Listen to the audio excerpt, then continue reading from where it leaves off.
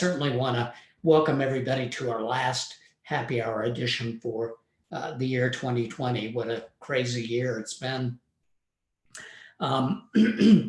We will be picking up again after the holidays. Our first session will be the 11th of January, 2021. So keep your eyes open for email announcements.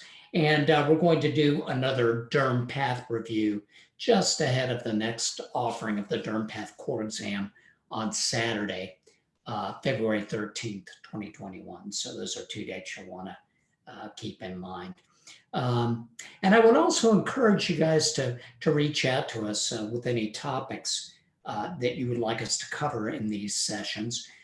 You can send your emails to education@sagisdx.com. We've got a small enough group here. I'm going to go ahead and put my chat on.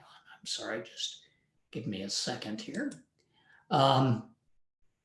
Or you can contact me directly. My email is tdavis@sagisdx.com. I'm going to move this chat over if I can't move. Looks like I expanded it. Let me take it down. I've been typing it into the box. Okay, good. I'm just going to move the box over off of my screen. tdavis@sagisdx.com, or you can text or call me, voicemail. My cell phone's 210-416-4815. I think I was going to put that into the chat box. And indeed, today's session, we're going to be focusing on benign follicular tumors. And this was pulled together at the suggestion of one of the registrants for the conference. So again, we will take your suggestions seriously and run with them. So but before I begin, I thought I would start with a few general principles about follicular tumors. These lesions differentiate towards various parts of the normal hair follicle.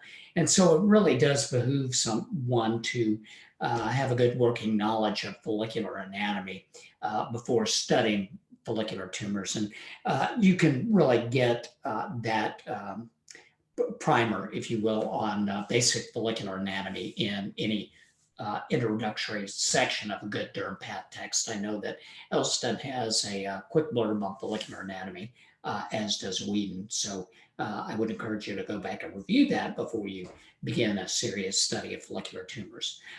Secondly, the tumors tend to segregate as a rule into two broad color categories.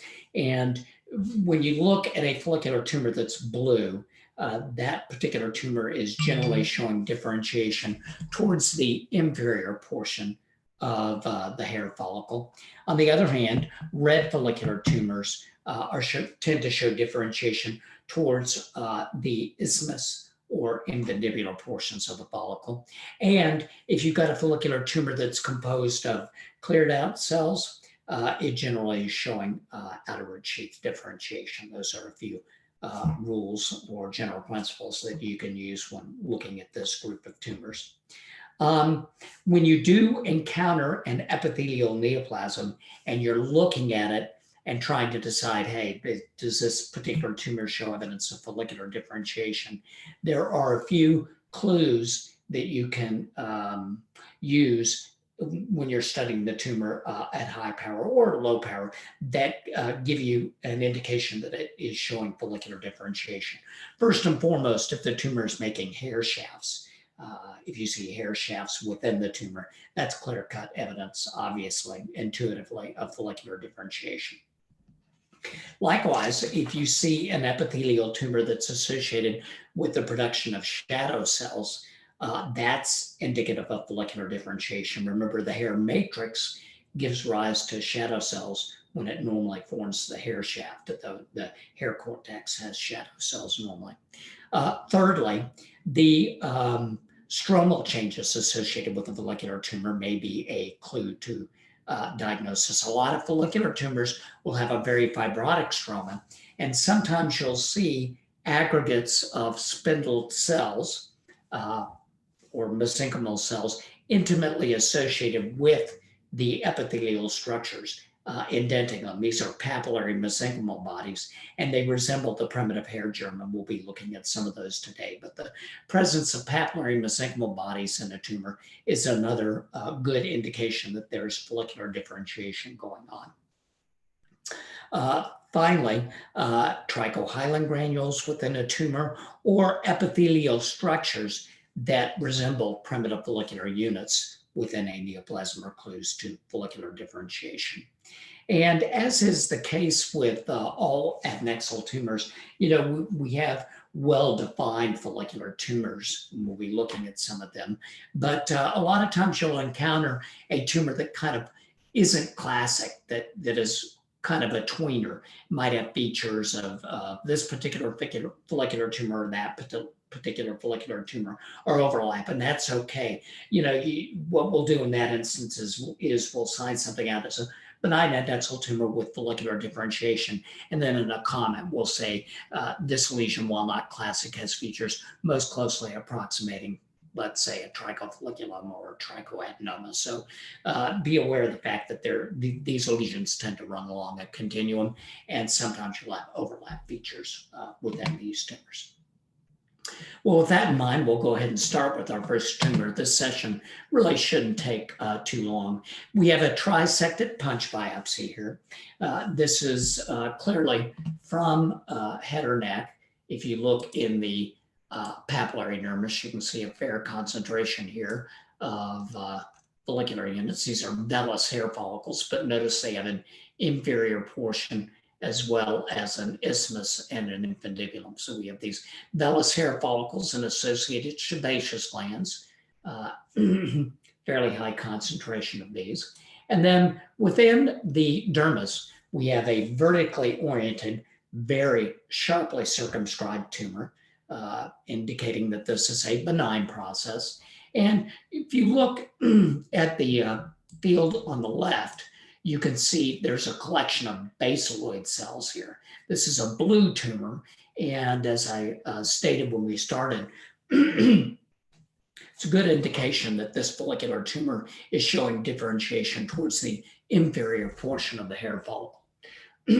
As we move to higher power, we can see there's an associated stroma with this tumor, and we have these acellular areas, which are kind of irregular in shape, and these are surrounded by granulomatous inflammation. Well, let's back out a little bit and look at the basaloid cells, which are present at the base of the tumor. And as we move to higher power, of course, these cells are basaloid, and as expected, these cells have a very high nuclear to cytoplasmic ratio. And you can see most of them have round nuclei and a moderate amount of basophilic cytoplasm. There are a few mitotic figures and apoptotic cells out at the periphery, and these cells are keratinizing. So if we move towards the central portion of this aggregate, we can see the cytoplasm becomes pink during the process of keratinization. And not only that, these cells lose their nuclei, and the cornified cells, you can see, have holes where the nuclei were. And these are ghost cells or shadow cells, and they're indicative of matrical differentiation. So these basaloid cells resemble hair matrix, and they're giving rise through the process of keratinization to shadow cells or ghost cells. And these features, of course, are characteristic of our first follicular tumor, if you will, a Pilomatricoma. Now you'll notice in the bulk of the tumor, above the basaloid cells, and if we look at the other pieces, there's a total absence of basaloid cells. So what we've got in these areas are these masses of pink to orange or salmon colored acellular shadow cells. So all of the basaloid cells have keratinized in this portion of the tumor and form these shadow cells. And this keratin, much like the keratin of an infundibular cyst or EIC or an isthmus catagen cyst, tends to be very pro-inflammatory, and it induces a real brisk inflammatory response, which is why in this particular proliferation, you tend to have a lot of fibrosis and giant cells out in the periphery. Now, pilomatricomas are classified really as a type of follicular tumor, but you can see that these have a round configuration, and it's really best to think of these as a type of follicular cyst. What do I mean by that? Well, if you consider your classic EIC, these classic EICs are lined by infundibular epithelium, which resembles the surface epidermis, and they tend to keratinize with interposition of a granular layer, forming a shredded wheat type of keratin. The second most common type of follicular cyst is an isthmus catagen cyst. These are also lined by stratified squamous epithelium, but as you'll remember, they keratinize without interposition of a granular layer, and the keratin has a distinctive homogeneous appearance. Well, the pilomatricoma really is a matrical cyst. These lesions begin as cysts, and the cysts are lined by matrical epithelium that resembles the inferior portion of the hair follicle. And these cells, again, when they keratinize, form shadow cells. So these are a type of matrical cyst. They just rupture very early, and the keratin spews out into the dermis and forms these masses of pink to orange or salmon-colored shadow cells that are surrounded by granulomatous inflammation. And so pilomatricoma really has a markedly variable histologic appearance depending upon when during its life it's biopsied. Very early lesions will be composed almost entirely of basaloid cells with few shadow cells. Over time, these basaloid cells, as we see here, completely keratinize so that you'll have a tumor composed of shadow cells only, embedded in a fibrotic stroma with lots of granulomatous inflammation. And as I'm sure you're aware, ultimately what happens is these shadow cells will calcify and take on a blue appearance. So an even older pilomatricoma will have a very calcified appearance. And these calcified shadow cells can then serve as a nidus for ossification, which occurs within the stroma. So in the latest stage, what one sees in a pilomatricoma are masses of blue calcified shadow cells or ghost cells with adjacent bone in the fibrotic stroma. So again, be aware of the fact that this is a lesion that can change markedly over time. So our first follicular tumor, pilomatricoma. And there's not much that looks like a pilomatricoma. There is a pilomatrical carcinoma. It's a very rare tumor, and these tend to have very irregular infiltrative borders, and a lot of times you'll get sheets of pleomorphic basaloid cells that really show little, if any, transitional keratinization into shadow cells. And frequently, these will develop in a pre-existing benign pilomatricoma or matrical cyst. Okay, let's go ahead and move on to slide number 2. Slide number 2, this is a shave biopsy. This was from the trunk, and you can see we've got a very well circumscribed, kind of symmetric tumor. Again, this is very blue, indicating that it's likely showing differentiation towards the inferior portion of the hair follicle. And one thing to note about this tumor is it's got a very prominent fibrotic stroma. And so if we kind of circle the tumor and back off on to low power, you can see that the stroma constitutes probably 40 to close to 50% of the tumor. So it's about equal mesenchymal components, fibrotic stroma, and epithelial components, okay? And that's important to note. There may be a little bit of attachment to the overlying epidermis. And as we move into higher power, we can see, again, we've got a tumor composed of basaloid cells. These cells are even a little more basaloid in that they have larger nuclei and even a little less cytoplasm than the pilomatricoma that we looked at. And one can see that these tumors are kind of variable in shape.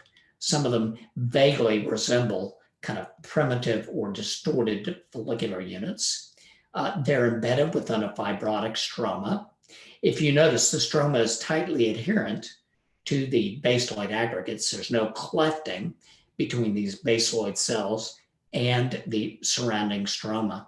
And indeed, the clefts that we have within this tumor are located within the stroma of the tumor. You can see a few of them right here. Or there's a little bit of clefting in some of the sections between the stroma of the tumor and the surrounding dermis, but none between these basaloid aggregates, some of which do have peripheral palisading out at the periphery, and the stroma of the tumor. Furthermore, if we look at this bottom piece over here, right over here, and start moving over to the edge, what we begin to see is collections of spindled or mesenchymal cells here that are indenting these basaloid aggregates in a manner similar to a primitive hair papilla. This is a beautiful example of a papillary mesenchymal tumor. And papillary mesenchymal tumors are very commonly seen in this group of follicular tumors. This is a trichoblastoma, which refers in a broad sense to a group of follicular tumors that show differentiation towards the inferior segment of the hair follicle. And indeed, trichoepitheliomas are a particular type of trichoblastomas with a distinctive architectural appearance. So the trichoeps are in the family of trichoblastomas. Now, the key differential consideration with any of these tumors, of course, is basal cell carcinoma.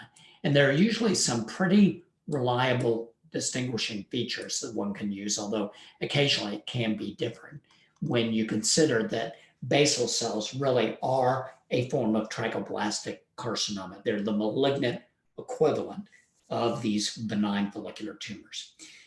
Basal cell carcinomas tend to be epithelial predominant. So with the exception of the sclerotic or morpheaform basal cell, you're going to see a lot more epithelium and a lot less stroma. Secondly, the stroma, obviously, of a basal cell is different.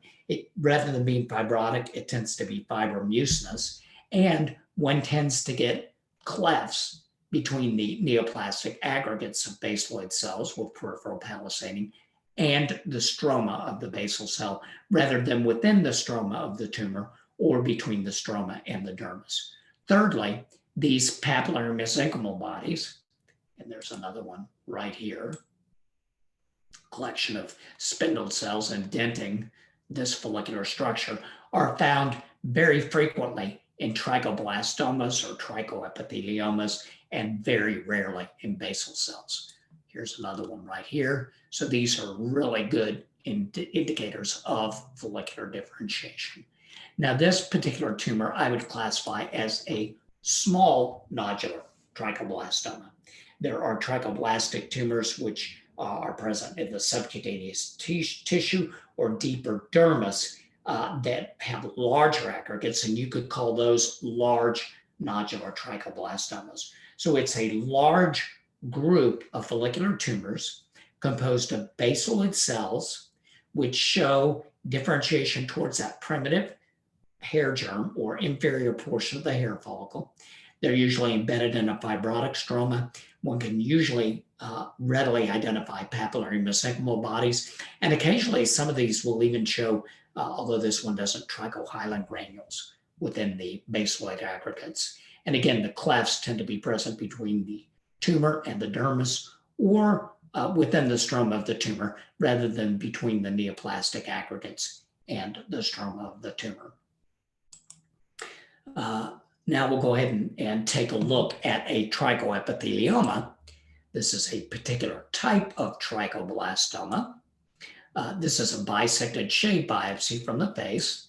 And again, you can see we've got a blue tumor. Again, we're studying follicular tumors. This would indicate a differentiation towards the inferior portion of the hair follicle. Notice, again, we've got these aggregates of basaloid cells embedded within a very fibrotic stroma. In our classic trichoepithelioma, though, we have two additional features that we see. One, the aggregates of basaloid cells tend to have a cribiform or sieve-like pattern. You can see these have stroma that you can see within the neoplastic aggregates. These look kind of like a net or Swiss cheese. And you can see that this configuration is present throughout most of the basaloid aggregates. So we have basaloid aggregates with a cribiform pattern, and we also have in most trichoepitheliomas a variable number of horn cysts that are lined by infundibular or epidermal type epithelium, stratified squamous, with laminated keratin and a clearly defined granular layer. Again, notice these basaloid aggregates are embedded within a very fibrotic stroma. The clefting that is present within the stroma of the tumor rather than between the neoplastic aggregates and the surrounding stroma. And again, this tumor is replete with papillary mesenchymal bodies. We have one right here. Let me see if I can get the slide not to move. One right here. And then I saw another one up here too. Oh, here's one right here in a structure that really does resemble a primitive follicular unit. So you can see the papillary mesenchymal body at the base. So trichoeps are a type of trichoblastoma, cribiform pattern of the basaloid cells, and horn cyst. Okay, let's look at a couple of other variants, specialized variants of trichoepithelioma.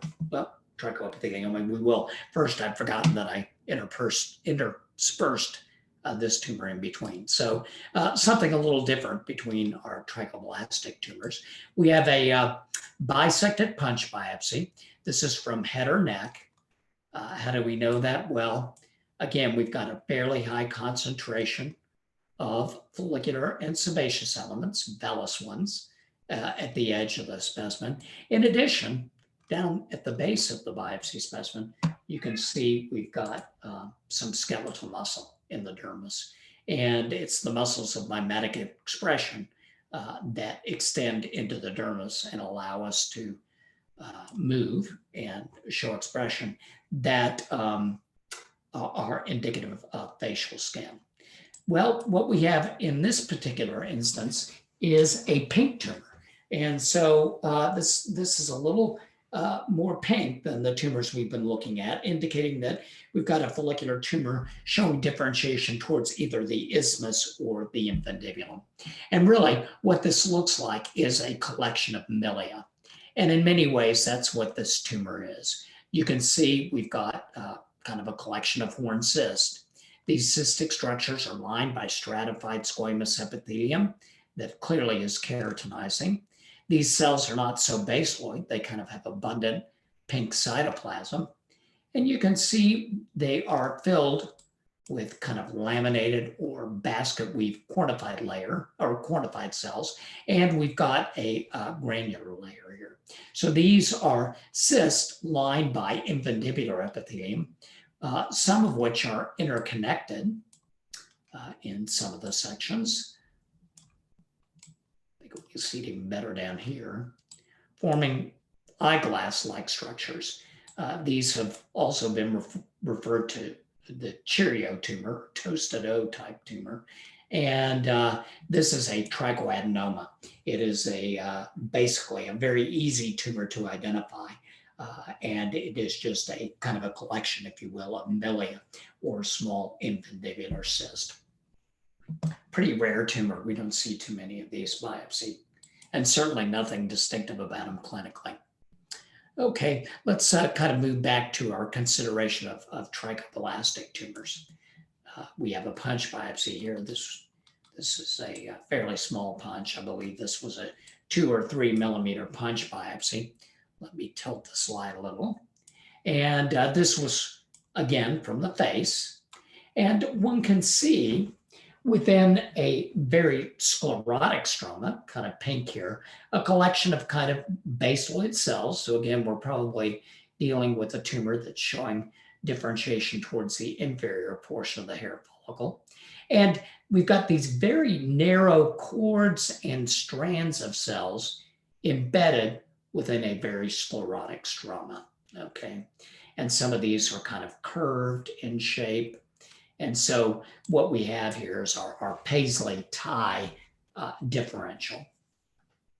And in that differential, you'll remember, are syringomas, desmoplastic trichoepitheliomas, microcystic adnexal carcinomas, and infiltrative basal cell carcinomas. So let's go ahead and look at this tumor. The tumor itself is a little fibrotic, okay? We don't see much retraction artifact between these aggregates and the surrounding stroma. If we look at these cords and strands of cells, we don't see any ducts really within these cords and strands. So that would make a syringoma less likely, because if this were a syringoma, which is a tumor of acrosyringeal elements, we should be seeing ducts within these aggregates. So I think very quickly we can eliminate syringoma from our list. This is from sun-damaged skin. It extends to the edge of the biopsy specimen, but let's look at where it's situated in the dermis. We can see that this particular tumor is situated in the upper half of the dermis. And it really is demonstrating more of a horizontal growth pattern than a vertical growth pattern. Microcystic adnexal tumors, which can look very much like this, tend to be pretty deeply infiltrative tumors. And so they don't tend to respect the dermal subcutaneous junction. So when we see a tumor that's kind of confined to the upper portion of the reticular dermis, that would make a microcystic adnexal carcinoma a little less likely. In addition, microcystic adnexal carcinomas typically have a lot of horn cyst or milia, and there should be, in most instances, some evidence of duct formation within some of the aggregates. So microcystic adnexal carcinoma would not be very likely here. Likewise, with morpheoform basal cell carcinomas, while they may have disappearance up top, generally within a biopsy of a morpheoform basal cell carcinoma, one can see aggregates of more typical basal cell, larger basaloid aggregates, and or some clefting between the neoplastic aggregates and the surrounding stroma. We also have in this particular example, foci of calcification within the stroma. Not too many horn cysts here, but foci of calcification. So taken together, and look over here, we have evidence of follicular differentiation here. This neoplastic aggregate really resembles a primitive follicular unit. So taken together, these findings are very suggestive, most suggestive really, of a desmoplastic trichoepithelioma, a tumor that's characterized by cords and strands of cells embedded within a very sclerotic stroma. Sometimes one will see a dell in the overlying epidermis of a trichoep, and that's because the lesions clinically present as firm plaques that are kind of shaped like donuts with a central dell, which sometimes gets biopsied. So another variant of a desmoplastic trichoepithelioma. Okay, slide number 6.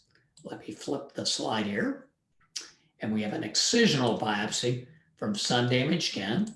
See, there's fat here and ink on the specimen. This is actually one of my favorite tumors here. It's very pretty and extremely distinctive. And I'm sorry about the stain here. This is a little heavy on the eosin, not too much hematoxylin. But one can see within a fibrotic stroma, an epithelial neoplasm confined to the dermis. And as we move in, we can see that this tumor is composed of these irregularly shaped aggregates embedded within a somewhat fibrotic stroma. This has been called an animal cracker tumor because you can see some of the aggregates resemble animals. You know, if you take a look at this one, it looks a little like an elephant with a trunk here and a big ear. This one looks almost like a little person here with a head and a body, kind of Halloween type figure. Again, another elephant-like looking tumor with a trunk, almost like you were looking at the top. This one looks very turtle-like. Anyway, very irregularly shaped aggregates of cells embedded within a fibrotic stroma. And if we look at each of these aggregates of cells, they're extremely distinctive. What do I mean by that? Well, if you take a look at the periphery, you can see a layer of basaloid cells that's 1 to 2 cell layers thick, okay? And then centrally within each of these aggregates, we have a collection of cells with clear staining cytoplasm and somewhat indistinct cytoplasmic margins. And then there's a peppering of lymphocytes. And so let's look at another aggregate. We can see a peripheral layer of basaloid cells, a centrally located area of clear staining cells peppered with lymphocytes. And again, if you go to each one of these aggregates, you'll see they're composed of the same 3 cell types and embedded within a fibrotic stroma, variably sized and shaped. This is a tumor which was initially reported under the designation of a cutaneous lymphadenoma because the dark cells peppering the aggregates are lymphocytes, but it's been recognized that this is a variant of a trichoblastic tumor. So it's showing differentiation towards the inferior portion of the hair follicle. And the other name for this tumor is an Adamantinoid Trichoblastoma. And every one that you'll see is going to look like this. So once you recognize this tumor and know about it, you should never miss it again. Extremely distinctive tumor. I think they're fairly rare. You know, we don't see them biopsy that often, just a few times a year. Okay, let's go ahead and move on to slide 7.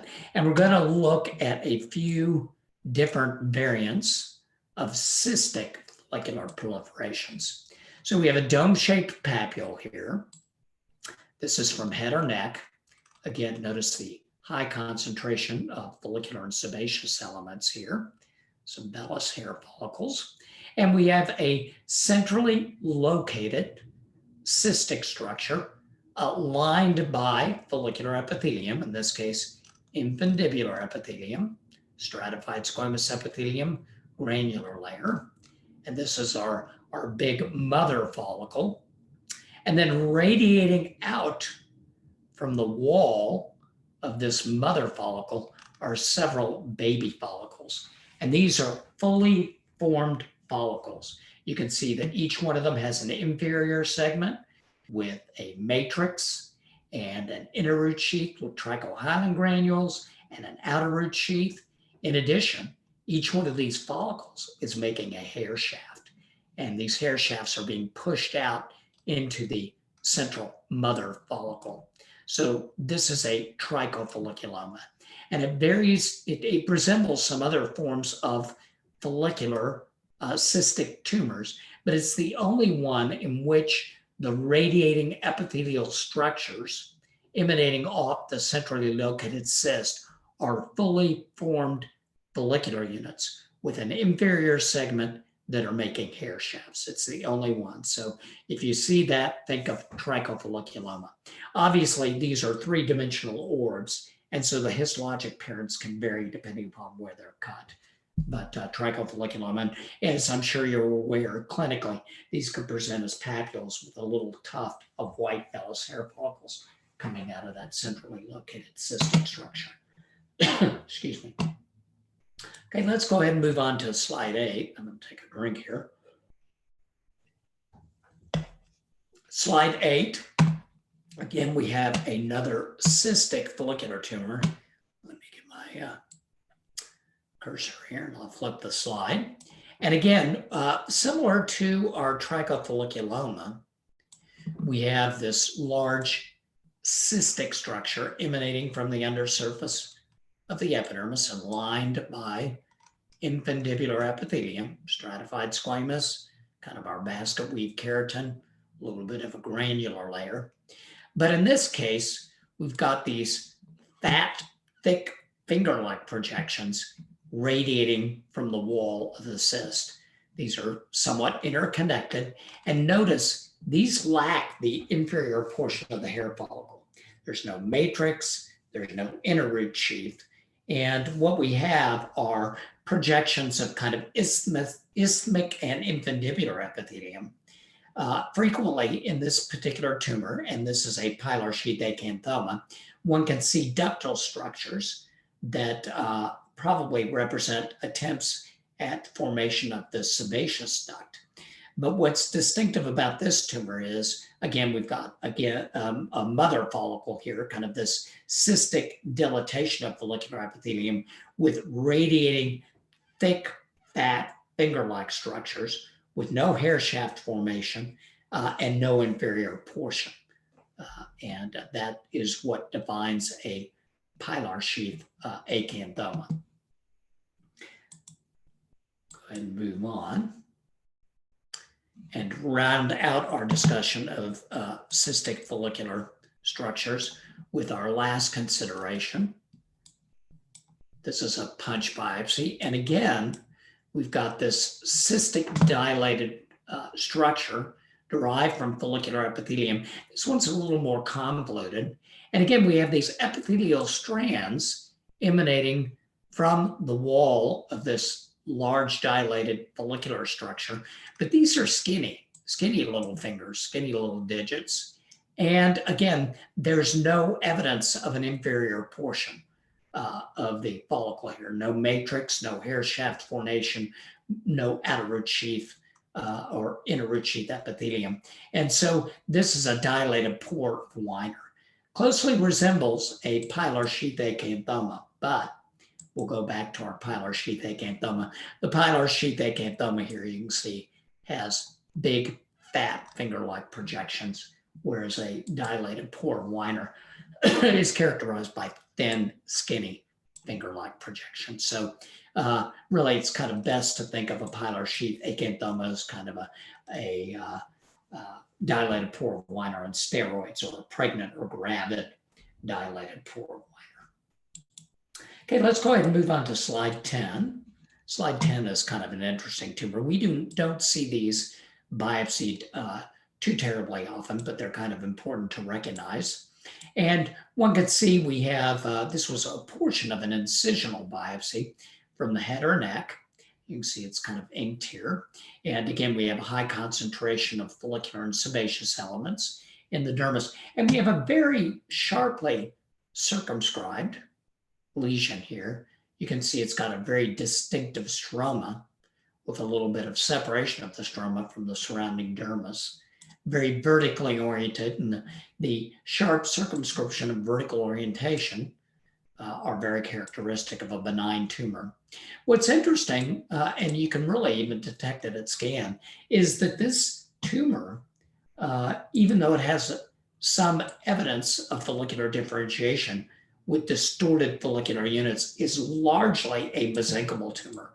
So we're seeing some epithelial aggregates here, but most of the tumor is really, and I'm zooming in pretty quickly, composed of these spindled cells, likely fibrocytes and dermal dendrocytes, and blood vessels without much epithelium. And the stroma is a little loose and mucinous. So we kind of have this fibrotic or fibromucinous orb, which contains at its periphery these kind of primitive follicular structures with epithelial strands, okay? And this is a Fibofolliculoma and an associated trichodiscoma. Now, these are three-dimensional orbs with the fibrotic or fibromucinous stroma comprising most of the tumor and the epithelial aggregates out at the periphery. So you can well imagine that if you bisect a biopsy of this tumor in the central portion and or looking at a bisected punch, you may see no epithelial structures. You may just see a proliferation of these spindled cells embedded within a fibromucinous stroma. And those tumors were initially described as trichodiscomas. But what people have begun to realize is that they're always associated with follicular elements, but the follicular elements are out at the periphery. And so really, rather than dividing tumors into trichodiscomas and fibrofolliculomas, they're part of the same tumor. And I think most people are beginning to realize that it's best to classify these as single tumors, as fibrofolliculomas. Fibrofolliculomas and acrocordons, of course, can occur in can be multiple and can occur in patients with the Birt-Hogg-Dubé syndrome. And those patients, of course, have a high incidence of renal carcinomas and spontaneous pneumothorax. So it's important if you see a patient with multiple tumors and you get one of these on biopsies, and especially if they had a history of pneumothorax or family history, that they do have some genetic counseling. So again, this is kind of an epithelial mesenchymal proliferation that tends to be fairly heavy on the stroma with kind of these distorted follicular units out at the periphery. Okay. Slide 11. Appreciate you guys' patience. We'll finish up here in a few minutes. Here we have an incisional biopsy, again from head or neck. A lot of these follicular tumors occur preferentially on head or neck. You can see we've got very enlarged sebaceous glands here and a lot of vellus follicular units, maybe probably up near the nose or the lip. And we'll go ahead and focus on this particular piece here because I think we can see more of the tumor in this particular area. And we can see that we have an epithelial neoplasm. This one's a little more pink than blue, indicating that it may be showing differentiation towards infundibular or isthmic epithelium. We've got these bulbous aggregates here. This tumor is fairly well circumscribed out at the periphery. And let's go ahead and look at some of the aggregates emanating from the undersurface of the epidermis. Well, as we zoom in, we can see that the constituent cells have round nuclei, fairly discernible cytoplasmic borders. The nuclei are uniform chromatin pattern. There doesn't appear to be a lot of nuclear pleomorphism or atypia. So taken together with the architecture, the cytoplasmic or cytologic features suggest a benign tumor. If we look at the periphery, we can see kind of a layer of cuboidal or columnar cells. And these cells have kind of cleared out or glycogenated cytoplasm. And you'll remember when we first started out, I said when we see follicular tumors with cleared out cytoplasm, we're definitely seeing a tumor that's showing differentiation towards the outer root sheath portion of the hair follicle. Let's go ahead and look at a few more of the aggregates here. And again, centrally, we can see another bulbous aggregate composed of very similar appearing uniform cells with cleared cytoplasm. And these cells are resting on a basal lamina. I think we can see it better down at the base. You can see kind of a thickened basement membrane or basal lamina that this peripheral layer of cuboidal or columnar cells is sitting on. Centrally, a little more cleared out cytoplasm.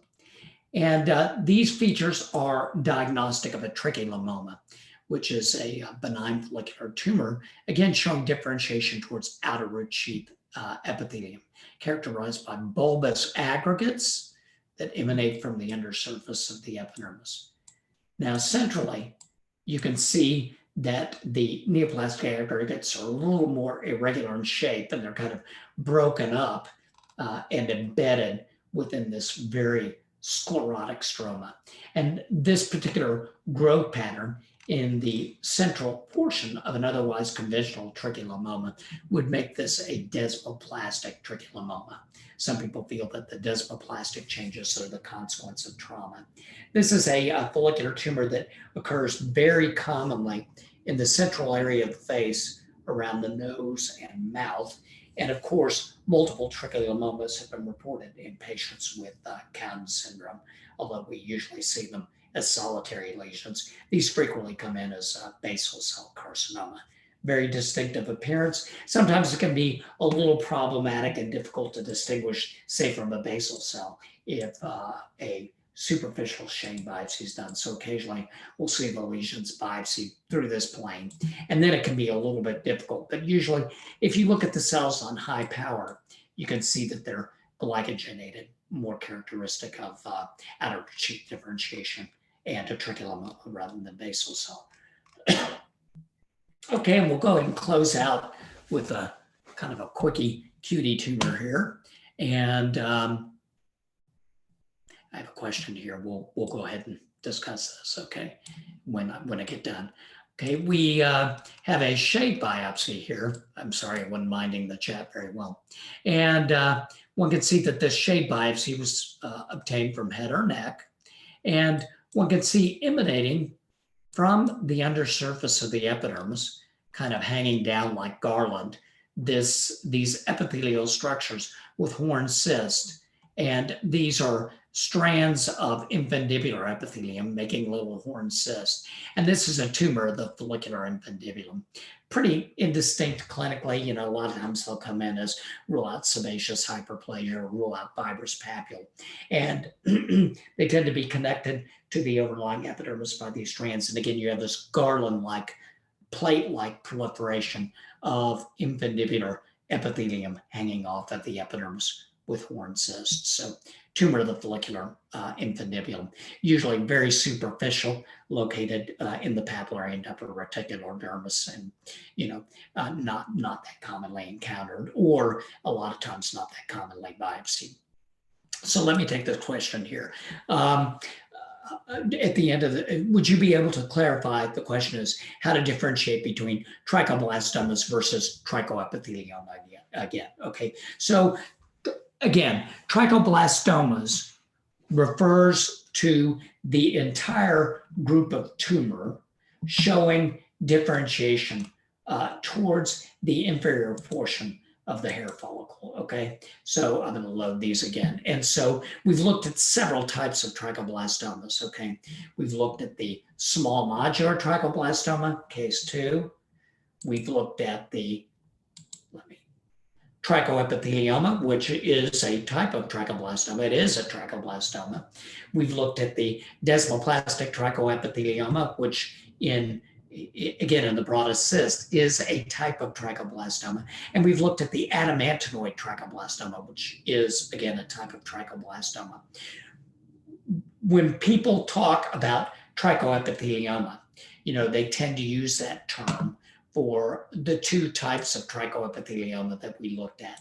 Desmoplastic trichoepithelioma, which is in that Paisley tie differential with narrow cords and strands, and this type of trichoepithelioma. And what distinguishes a trichoepithelioma, let's say this type, from the trichoblastoma is that the aggregates of basaloid cells, again, have a cribiform or sieve-like pattern and horn cyst, okay? So cribiform pattern or sieve-like pattern, horn cyst. Like all trichoblastomas, they have a fibrotic stroma and papillary mesenchymal bodies. If we go back and look at slide 1, we can see that we have these same aggregates of basaloid cells, but they don't have that cribiform or sieve-like pattern, and there are no horn cysts. But the cells comprising the basaloid aggregates are identical in the 2 tumors. So I hope that helps. It's just a matter of classification. And if you have any additional questions, please feel free to email me or give me a call and we can go over it. Okay? Thanks so much. Hope everybody has a great evening, and thanks for your patience. Bye-bye.